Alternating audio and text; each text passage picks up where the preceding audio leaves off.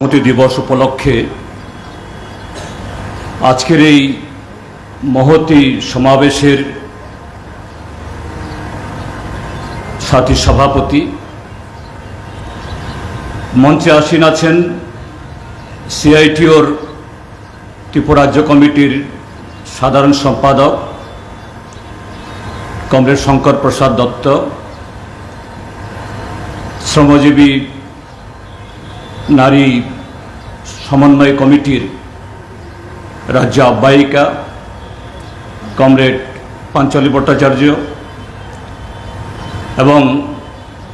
ত্রিপুরা সরকারি কর্মচারী সমন্বয় কমিটির সাধারণ সম্পাদিকা কমরেড মহুয়া রায় এবং আপনারা যারা এখানে এসেছেন সংগ্রামী মায়েরা, বোনেরা এবং বন্ধুগণ, আমি প্রথমেই আপনাদের সকলকে এবং আমাদের রাজ্যের সমস্ত শ্রমজীবী অংশের ভাই বোনেদের আমাদের রাজ্যের গণতান্ত্রিক আন্দোলনের তরফ থেকে এবং আমার ব্যক্তিগত তরফ থেকে শুভেচ্ছা অভিনন্দন জানাচ্ছি। তার সাথে আমাদের রাজ্যের শ্রমজীবী অংশের মানুষের যে সংগ্রামের প্রতি, আন্দোলনের প্রতি আমি গভীর আন্তরিক সংহতি জ্ঞাপন করছি। আমার আগের বক্তাগণ সকলেই শ্রমিক আন্দোলনের সাথে যুক্ত, খুবই সুন্দরভাবে এই মে দিবস সৃষ্টি হওয়ার তার প্রেক্ষাপট এবং আজকের দিনে দাঁড়িয়ে আমাদের দেশে এবং আমাদের রাজ্যে শ্রমজীবী অংশের মানুষের সামনে যে বিপদ এবং সে বিপদকে এদেশের ট্রেড ইউনিয়ন মুভমেন্ট বা আমাদের রাজ্যের শ্রমজীবী অংশের মানুষের যে আন্দোলন, তারা কিভাবে এটাকে মোকাবেলা করছেন এবং আগামী দিন এটাকে আরও সংহত করা দরকার, আরও মজবুত করা দরকার, সেগুলো তারা ব্যক্ত করেছেন। আমি সেদিকে যাব না। আমি যেটা বলতে চাই যে এবছর 2024 সাল যে আমরা এই আন্তর্জাতিক শ্রমিক সংহতি দিবস আমরা উদযাপন করছি, এটা সেই 1886 ইংরাজির হে মার্কেটের অর্থাৎ শিকাগোর সে ঘটনার 138 বছর বাদে। আর আনুষ্ঠানিকভাবে সারা পৃথিবীব্যাপী 1 মেকে শ্রমিক সংহতি দিবস হিসাবে উদযাপন করার যে আনুষ্ঠানিক সিদ্ধান্ত বা যে উদযাপন শুরু হয়েছে, তার এবছর 135তম বছর। তো আমাদের দেশের অভিজ্ঞতায়, জাতীয় জীবনের অভিজ্ঞতায় এই বিগত প্রায় 140 বছরে আমাদের এই যে আন্দোলন শ্রমজীবী মানুষের অধিকার রক্ষার, এটাকে আরো মজবুত করার, তার চেহারা, তার স্থিতি আজকে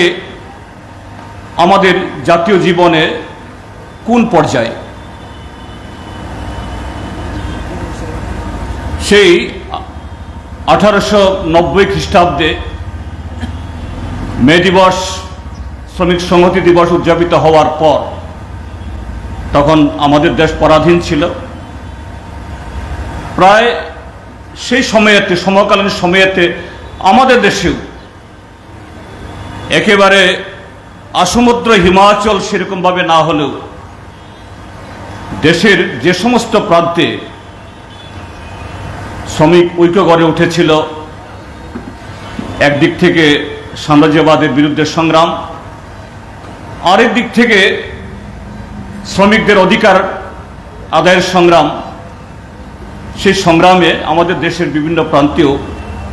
লাল পতাকা উদ্দিন হয়েছিল। এবং আমরা জানি এই যে আজকে আমাদের দেশের শ্রম আইন যে মোদী সরকার ভেঙে দিয়েছে, 4টা শ্রম কোড তারা তৈরি করেছেন, যদিও যেটা পাঞ্চালিদি বলেছেন এখনো সেরকমভাবেও এটাকে তারা প্রয়োগ করতে পারেননি। হয়তোবা এইভাবে বললে ঠিক হবে না, নানাভাবে হুবহু তার বিধি রচনা করে ঠিক সেরকমভাবে আমাদের দেশের কল কারখানায় বা শ্রমজীবী মানুষের উপরে তার প্রয়োগ না করতে পারলেও তার নানা ধরনের অপব্যবহার ইতিমধ্যে শুরু হয়ে গেছে। যাই হোক, আমরা যদি দেখি আমাদের দেশে এরকম প্রায় 44-45টা যে শ্রম আইন তৈরি হয়েছিল, এটা সবটাই স্বাধীন ভারতের সে 1950 সালে আমাদের সংবিধান গ্রহণ করার পর সবটা হয়েছে তা নয়, তার আগে থেকেও, এমনকি ব্রিটিশ জমানায়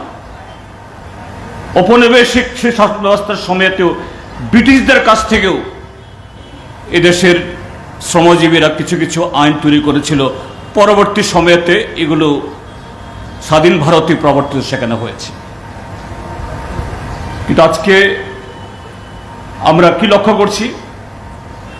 স্বাধীন ভারতের একটা সরকার, যে সরকার এই সংবিধানের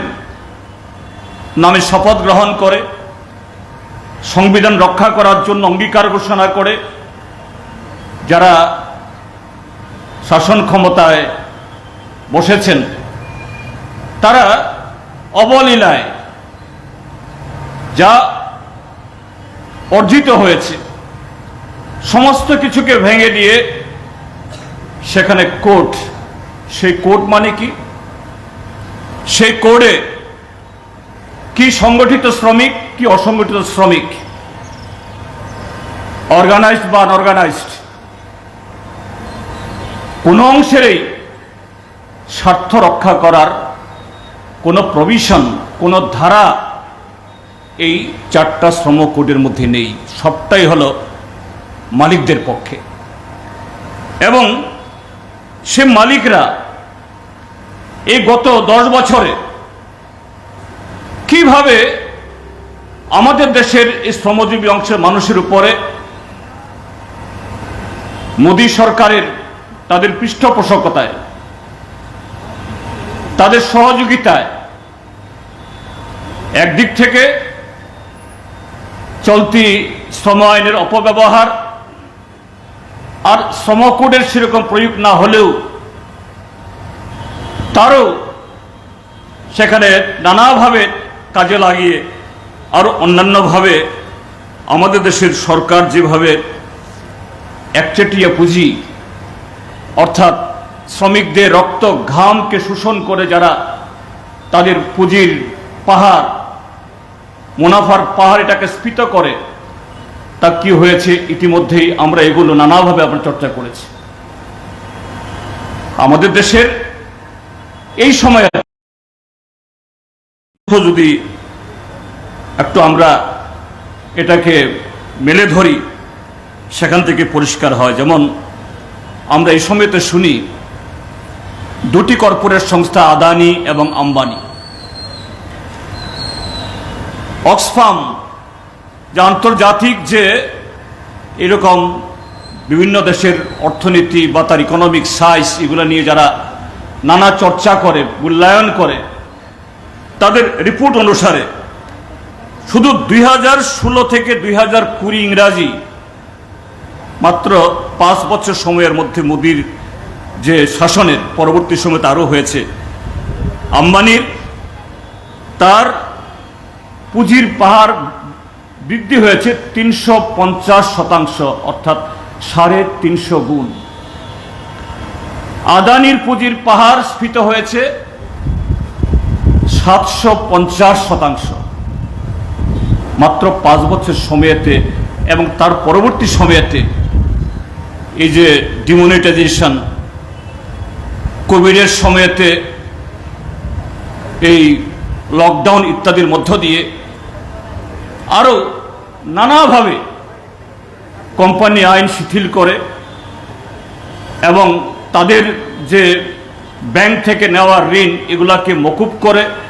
বা তথাকথিত স্টিমুলেশন ইত্যাদির নামে